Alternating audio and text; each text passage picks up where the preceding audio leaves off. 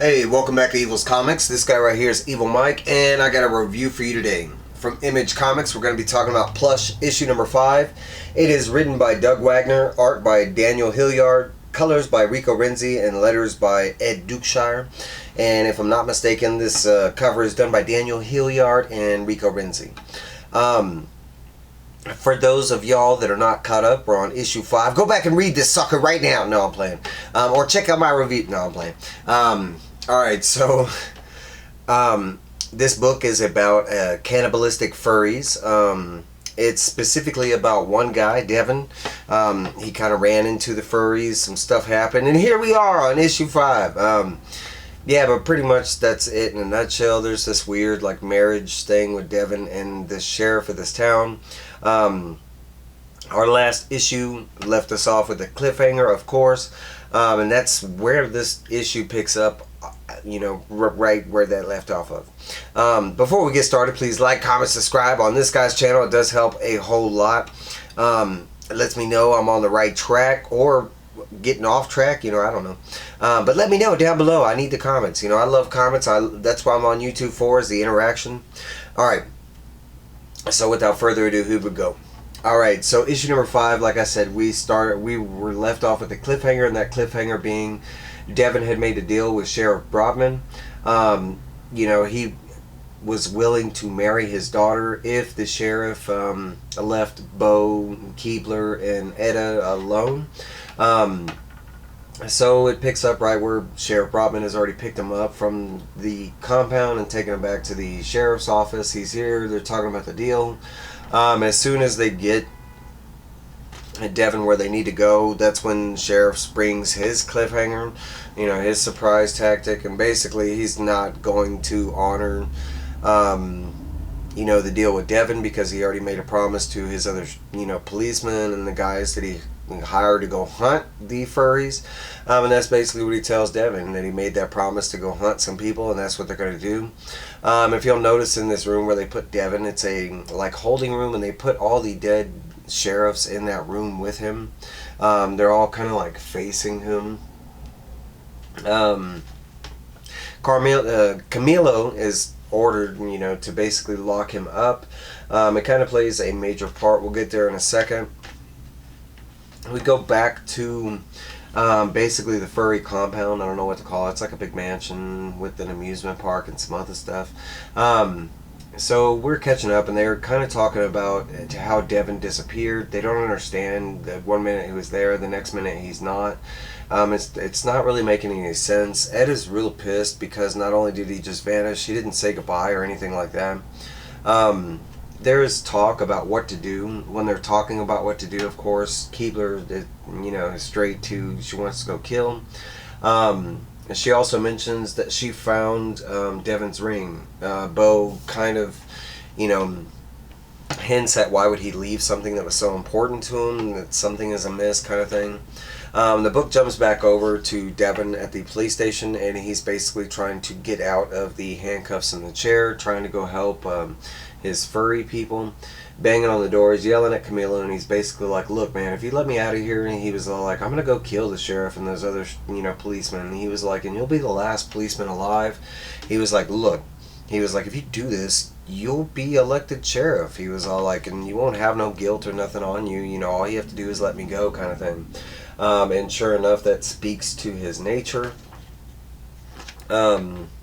We cut back over to the compound, and this happened quick. We got Keebler, you know, basically doing the laundry. She's walking down the hall, and we hear a boom and a bright flash of light at the like front of her laundry basket. And of course, she just got shot in the chest with a, you know, buckshot from a shotgun.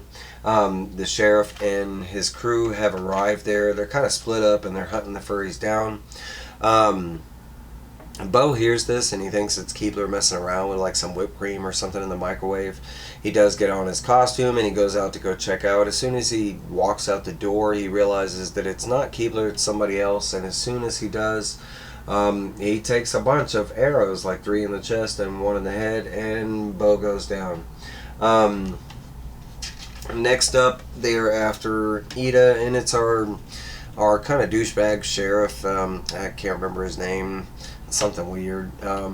But basically, he's in Edda's room checking on her. He finds her costume, which is on the bed. He does this weird thing where he smells it. He kind of looks around to see if anybody's watching, but yeah, and then he smells it, and he realizes Edda's sitting right outside the window as he does this. He does draw his gun, and he does the whole, like, freeze, don't move! And she's like, you know, I don't care, you know, you can shoot me, whatever. She's, you know, depressed, on the verge of suicide kind of thing. She is sitting on the edge of this window. This douchebag cop takes this opportunity to, you know, basically try and rape this girl. He's, you know, putting up his gun, and he's like, oh, since you're like that, we're just going to have some fun. And all of a sudden, there is a huge noise, a thum, outside. We see what the noise is. And it's basically, you know, Devin, he blew up a car as he got there, looks like, and he's got Molotov cocktails. And he's after Sheriff Brobman, calling him out. Brobman!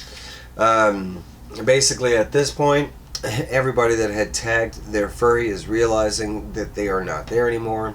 The douchebag, Edda's gone. She jumped off the thing.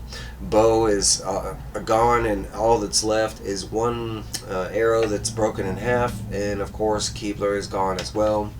At this time, all the sheriffs and the hunting parties start sounding off that everybody got away. At this time, finding a piece of material on the ground, Sheriff Brobin realizes that all the furries have Kevlar woven into their suits. That's how they were able to survive. There is a kind of like a splash panel page, but it's basically a click clack slam.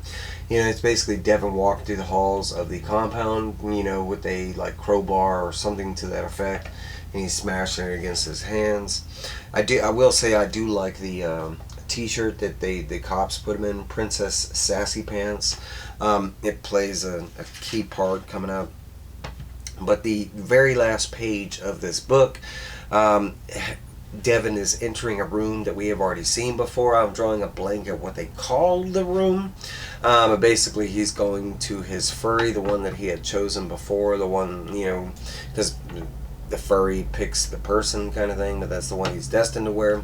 But that's where this issue leaves off. I will show you some previews of the next issue, which I told you that Princess Sassy Pants plays a part.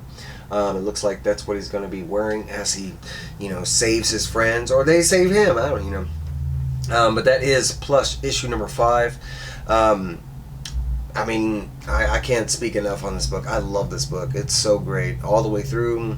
I mean, the art, the colors, the lettering, everything. I know in this issue I kept looking for Easter eggs, because I know they are, you know, Doug Wagner and Daniel Hillyard are known to hide Easter eggs, but I myself could not find any.